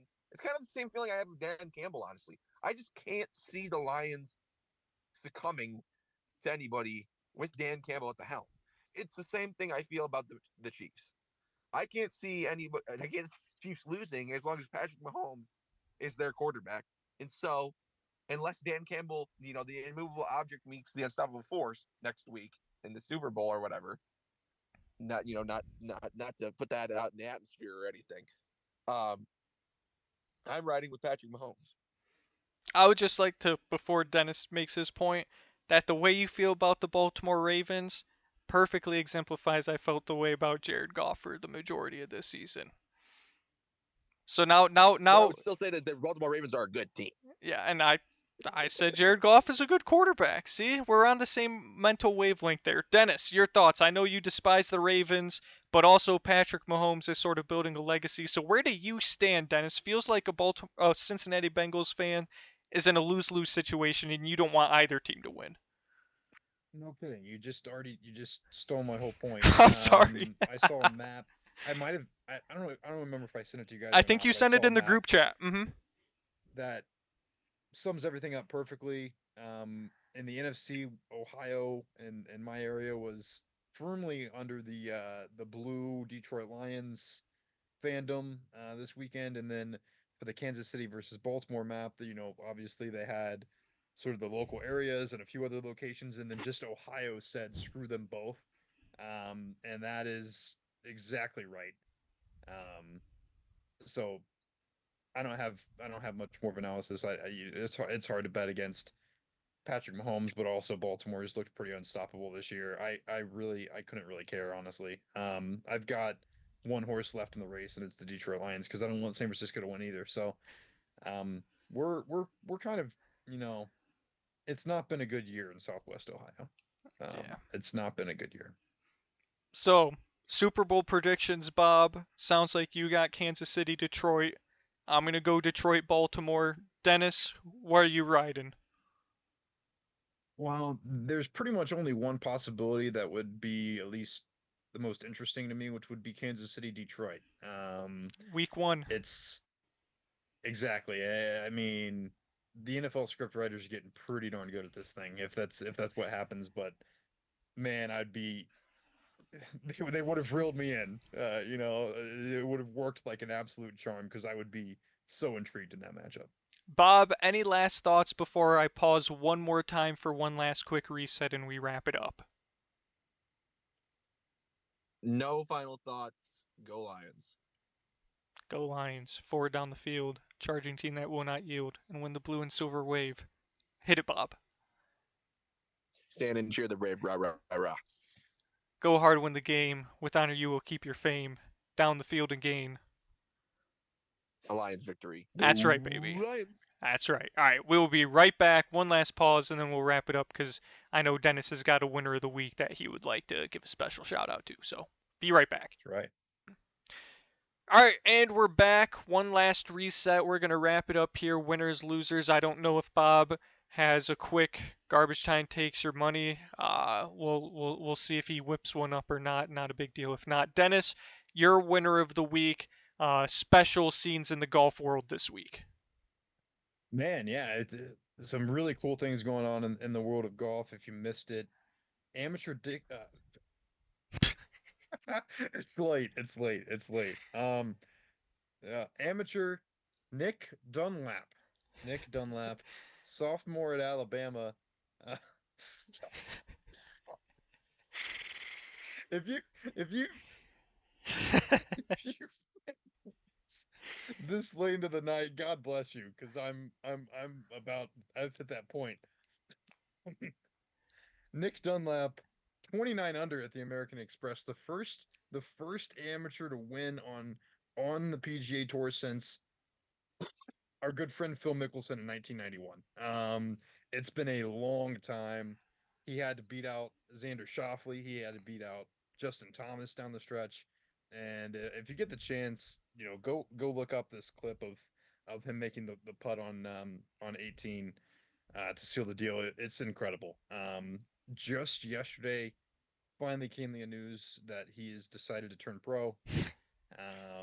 Can't say I'm Which all that surprised. no, I don't think anybody was all that surprised, but it did mean, prematurely ending his season on the Alabama golf team, leaving that sort of behind and taking the next step with his career. But he's now exempt on the tour through like 2026.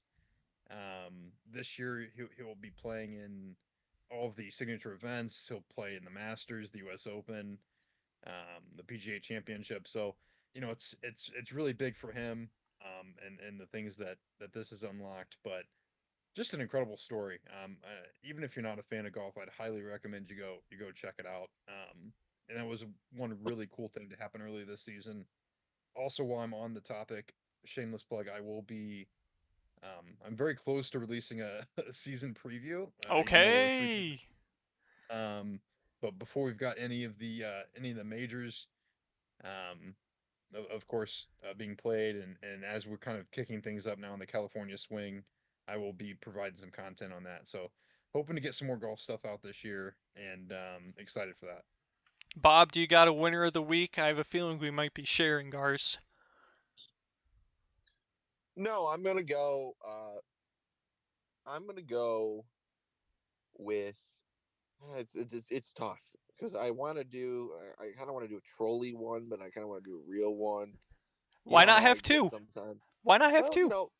why not two? I'm gonna go with. Well, it's kind of linked together. I'm gonna go with Jared Goff as winner of the week. But and likewise, I'm gonna go with me as winner of the week because I just got to hear Derek pronounce Jared Goff the sixth best quarterback in the league, I and I stand can by live with it. that. It is a I win. stand by it. That's a win. And I can live by that. You know, we can have disagreements on where the rankings would have been in before, but you know what? What matters is right now, and right now, Derek's got him sixth in the league, and I'm happy with that. And Jared Goff, darn it, he's earned it, as I outlined earlier. Enough with the Brock Purdy praise. Where's the Jared Goff praise? It's time. It's now. Listen, as a slight meme, similar to Bob, I've got two slight meme. Jared Goff for finally earning his place in my heart. Took him a long time to break through the stone Wow. to break through the Wow. stone walls. But listen, I said after last week, he's got my full faith moving forward. He's my quarterback. Um, uh, I'm telling you, it was Matt Stafford had a very, very, very sincere place near and dear to me, and whether unfair to Jared or not, that was basically who I was comparing him to throughout his Lions career so far, and he's done what Matt Stafford couldn't do. So how can I? He just comes through. He's just come through. So how can I not, uh, you know, stand behind him Respect that. full throat? And then the obvious winner of the week. Not only you, Bob. Not only me. Not only our new friend and fan of the Detroit Lions, Dennis Weaver, but Detroit Lions fans. I mean, Detroit Lions fans, long suffering. It's been pretty cool to see some of the stories, like the season ticket holder who witnessed the 1957 NFL championship, the last time the Lions won a world title in any sort of capacity. You got, Eminem has long been a supporter of the Lions, even when they sucked. Eminem was standing through with the team, but it was really cool to see the support from like Calvin Johnson, who had a rough departure from the organization. And I know Sheila Ford Hamp has been doing a lot of work. And credit Sheila Ford Hamp. I think I put it in our group chat for caring about football and allowing the right people to make the right decisions, for hiring Brad Holmes, Chris Spielman, keeping Rod Wood around, putting her full faith behind Dan Campbell. Could not be happier with the way the organization has done literally a complete 180 under her direction, as opposed to her parents, who were miserable for my entire lifetime, basically. Uh, and then, yeah, just been very cool. Been a very awesome ride. Could not be happier. Any loser of the week, Dennis? I don't have one. All I right. don't have one. Bob, do you have one by chance?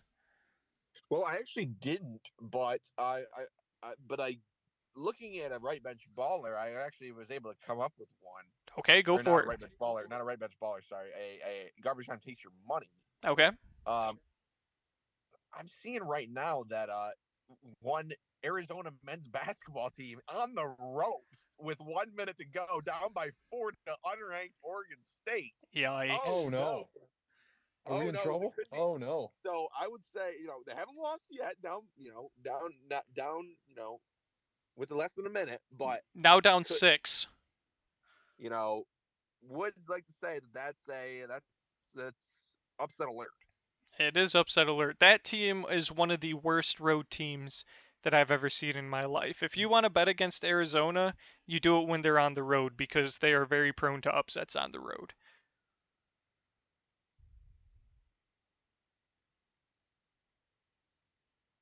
So is your potential loser of the week Arizona men's basketball if they happen to Yes, lose this yes, game? yes, Okay, yes, yes, okay. Derek. It is now a 2-point game with 52 seconds left. I'll track it. Maybe it'll finish by the time we wrap up. I've got 2 losers of the week. Number 1, Dallas Cowboys fans.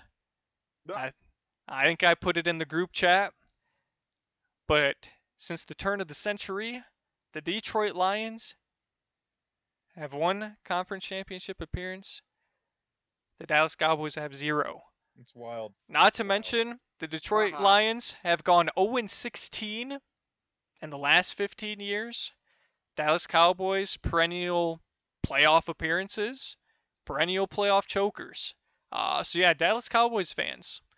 Not only did the Lions do something they haven't done in nearly 30 years, but they also retained Mike McCarthy, which is a massive mistake in my personal opinion. I think that dude is a bum. Uh, and they still have Dak Midscott as their quarterback. So not too much else to say there. Bob, any thoughts on the Cowboys keeping Mike McCarthy? I know you're a big fan of Stephen A. Smith's trolling.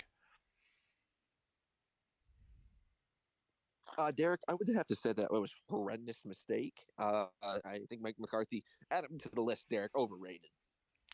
Bob, could not agree more. Could not agree more. And I will say, Chase. Yes, I got one through without massive pushback from Derek Chase on that Chase one. Rezio is exceptionally distraught that Mike McCarthy was retained as head coach.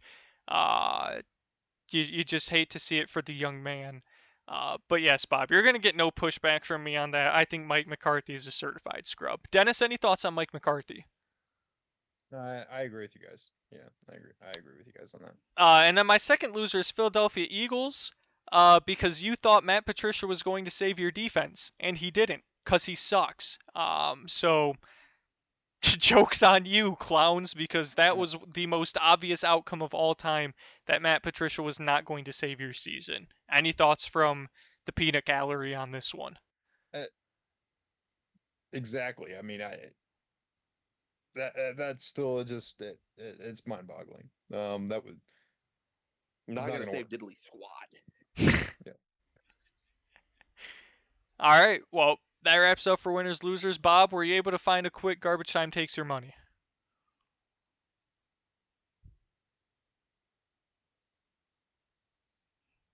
I did, Derek. I just wondered, quickly when I had a chance to look. I only got to see a couple games, but I just wondered. Um, I'm actually gonna do um the Ravens Chiefs for the garbage time takes the money this week. Okay. But I was very interested if you guys thought the line of 3.5 minus 3.5 for the Ravens changes any opinions at all, and the over under at 44.5. I was very intrigued to see what you guys had to say about both those figures. You said Baltimore minus 3.5? Yes, and over under 44.5. That sounds about right. That's about shoot. That's about where I'd put it. I think. It I think feels like Vegas knows what they're doing. Is my take on that. I feel. I mean, two solid defenses, one elite defense in Baltimore, one probably top six total defense with the Chiefs.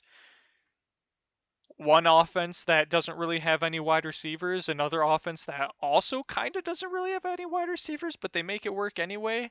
And then obviously one sideline's got Patrick Mahomes and the other's got Lamar Jackson. So yeah, I think those work out well if that's what we want to roll with.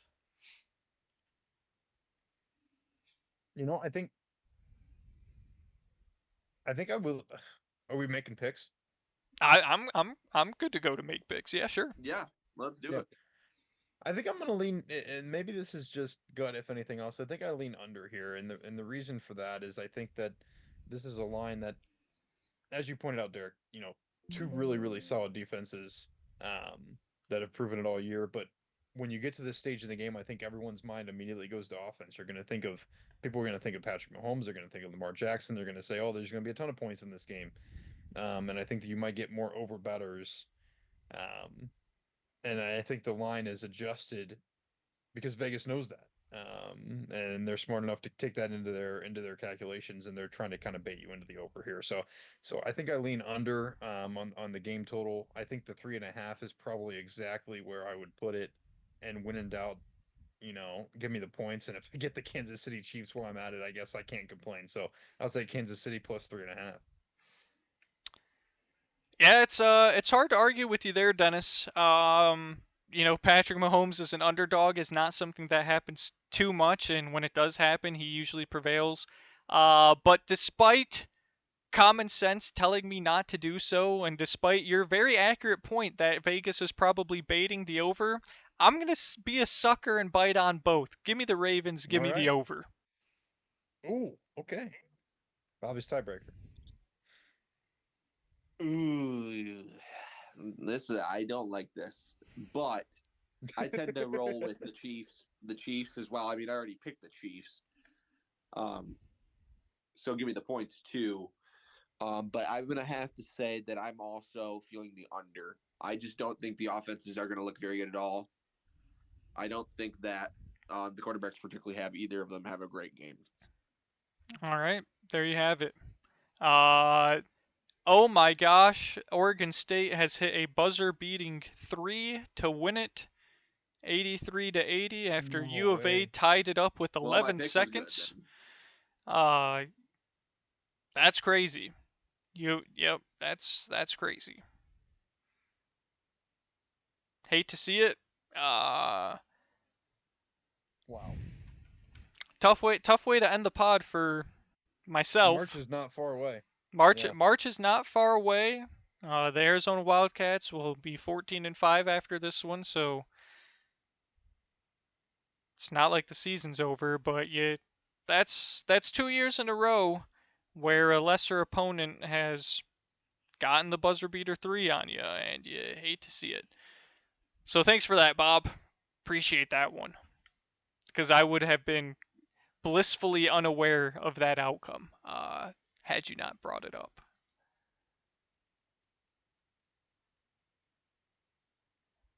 Hobby.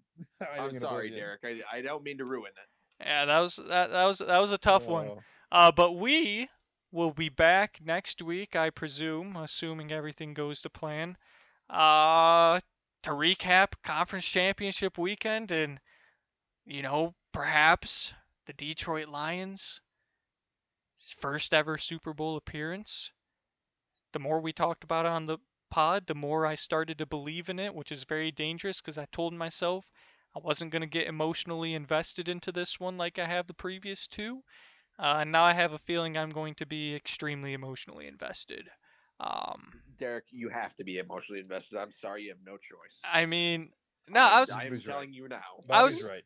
in terms of emotional investment, I meant that I wasn't going to be absolutely devastated if we lost. But now that we've sort of gone through this podcast, I have a feeling I might be absolutely devastated if we lose because I've sort of uh, As talked myself into getting drunk off the Kool-Aid. So we're in a very dangerous spot. Very dangerous spot. as Dennis knows all too well, even when you have a great team, making it back to a Super Bowl is never guaranteed. That was No that was a kidding. violation. No kidding. That was a violation. Felt unnecessary, Dennis. It was. It that, was that unnecessary. that felt like an unnecessary shot at the state of Ohio and Joe Burrow. Uh, but when We you're will return. We will return. No, just Shane Rose. Just Shane Rose. just Shane Rose, I agree. Screw Shane Rose. I hope he lives in misery in perpetuity. My gosh. Ohio State sucks. But Dennis, it stinks that you also have to be a Bengals fan because if you would have been a Browns fan, then we could say we hope the Bengals suck forever. But because you're a Bengals fan, can't really do that. You know, I appreciate the support now. I'll just say that. You're welcome. Well, that'll wrap it up for this one. Bob, hit him with the socials and let's get out of here. At Garb Time Takes on X, at Garbage Time Takes on Instagram. You find the link to our website in the description of this video. Dennis will be coming out with that article soon, so please give him all the support in the world. As always, couldn't have said it better myself. We look forward to seeing you all again next week, and we look forward to it being with the Lions in the Super Bowl. How about it, Bob? How about We're it? ready. How about it? Anyway, thanks again so much for watching. Feel free to like, comment, subscribe, hit the notification bell so you are notified when we upload again next week and with all of our other future videos. And thanks so much for watching. We appreciate all the support. And felt good to get the three of us back together. It's been a minute, so hopefully this remains the trend moving forward. Although Dennis will be leaving for a business trip at some point soon. It remains to be seen how the schedule of the podcast will be impacted. Dennis, any thoughts? That's that does actually remain to be seen. That will be a little bit up in the air, but for the time being, we will be here in present. Sounds like a Give it a plan. few weeks on that. Yep, sounds like a plan. Thanks again so much for watching, everyone. We appreciate the support, and we'll see you next time in 3. 2. 1. Peace. Peace. Peace.